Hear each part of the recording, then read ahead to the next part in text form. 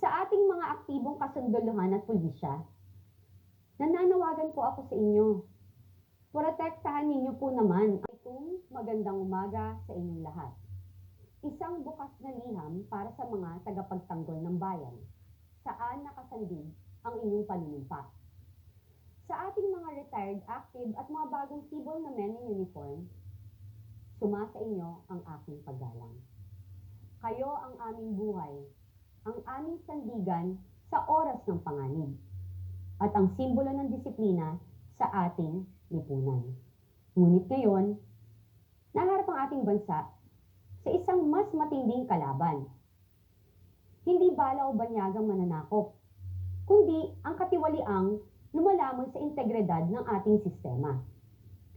Sa ating mga retiradong opisyal at kasundaluhan, or men in uniform, na tumayo at nanindigan upang magsalita tungkol sa katiwalian at kahit retirado na, ay muling sinalang kanilang buhay, nakakapanghina ng loob na makita ang inyong hanay. Mga taong nag-alay ng buhay at kabataan para sa ating kalayaan, na ngayon ay binababoy at hinigipit ng iilang opisyal ng gobyerno at iilang personalidad na nakalinya sa makakaliwa at may personal na mga interes lamang. Masakit isipin na matapos ang inyong tapat na serbisyo, kayo ay tratratuhin kaaway dahil lamang sa paninindigan sa katotohanan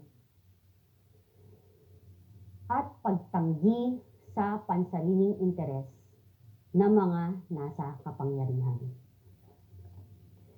Sa ating mga aktibong kasunduluhan at pulisya, nananawagan po ako sa inyo.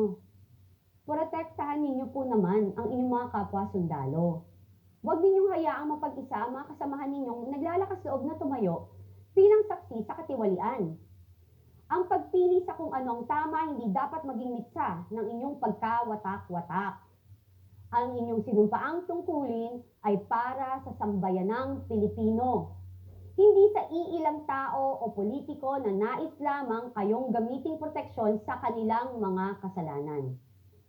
Sa ating mga bagong pasok at kabataang nasa serbisyo, kayo ang kinabukasan ng ating hukbo. Huwag ninyong hayaang lamunin ng bulok na sistema ang inyong mga mithiin. Ang tunay na disiplina ay ang pagsunod sa batas. Ngunit ang tunay na katapangan ay ang pagtanggi sa maling utos. Huwag kayong magbulag-bulagan.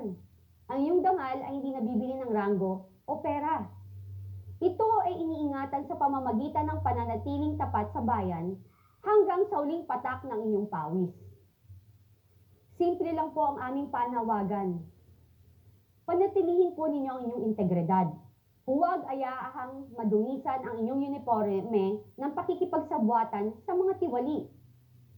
Tumayo po kayo para sa katotohanan. Ang bayan ay nakasubaybay at umaasa na kayo ang magiging huling depensa laban sa mapang-abuso sa kapangyarihan. Magkaisa po kayo laban sa katiwalian. Huwag hayaang maging basura ang sakripisyo ng mga nauna sa inyo dahil lamang sa kapritsyo ng iilang sakim. Ito lang po ang aking munting dasal para sa inyo. Naway gawayan kayo ng poong may kapal. Naway manatiling matatag ang inyong loob at malinis ang inyong konsensya. Hindi kayo nag-iisa sa laban na ito.